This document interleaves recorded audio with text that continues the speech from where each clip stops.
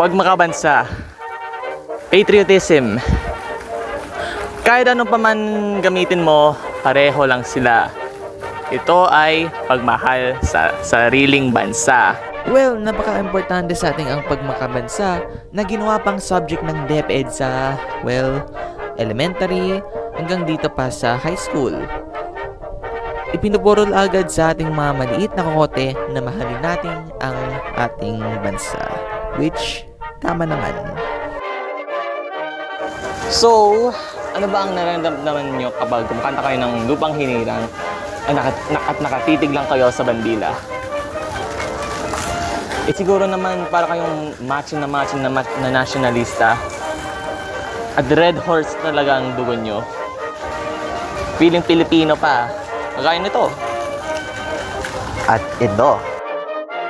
Pero ngayon, sa issue ni Alice Go, ang away batan ni Marcos sa Duterte, at ang flood control na walang hanggan, sa totoo lang,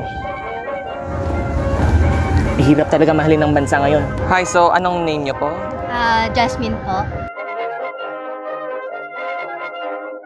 For me, in my opinion, yes, mahirap na siyang mahalin yung Pilipinas since nga gobyerno na mismo ang gumagawa ng paraan para masira yung mga kailangan natin mamahalin. Like, parang ganito, flood control.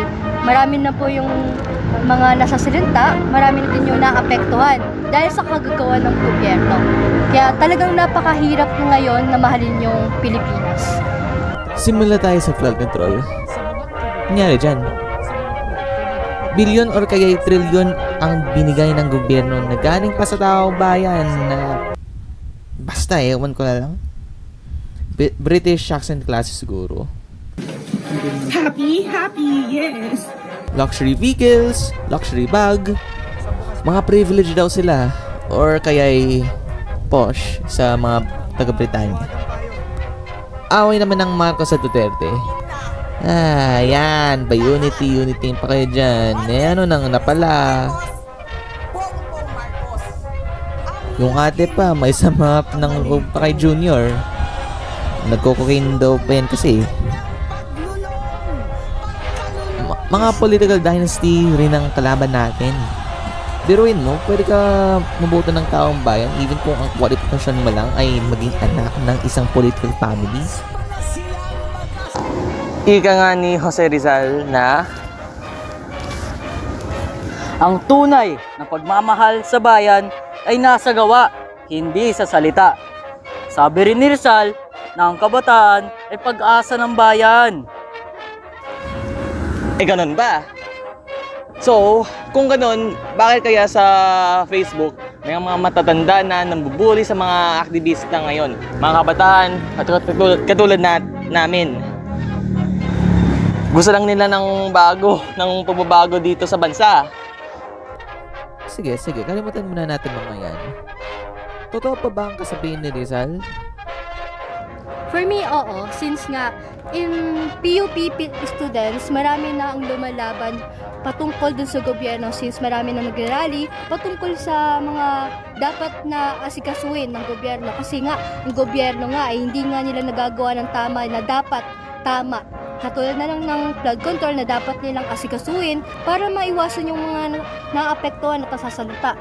Gayon, naniniwala ko kayo sa Rizal na ang bata ang pag-asa ng bayan dahil tayo na mismo na meron na tayong sapat na edukasyon patungkol sa politika, sa gobyerno, na ngayon dapat tayo umaksyon para maayos itong Pilipinas at mahalin ulit.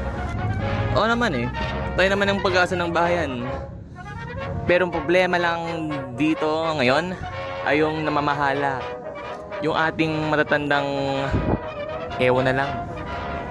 So, ngayon, paano tayo makatulong dito sa ating bansa na hindi kailangan na ma-elect sa mga posisyon? Una, sumali ka kaya sa mga organisasyon or yung mga pwede ka mag-volunteer. Mas nakatulong ka pa kaysa sa mga mga posts, mga gano'n.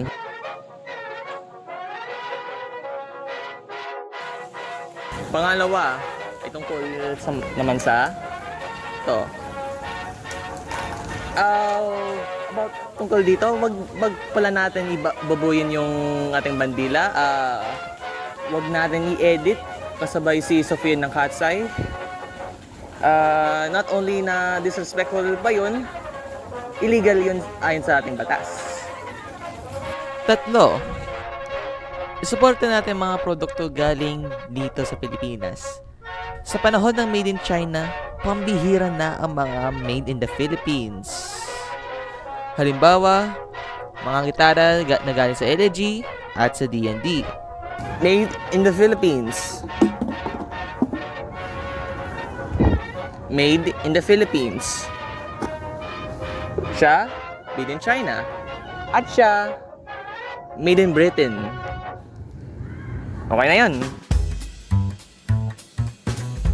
Pero, if all else fails, at may mga reklamo pa galing sa ating mga ninuno, ito na lang, magprotesta lang tayo.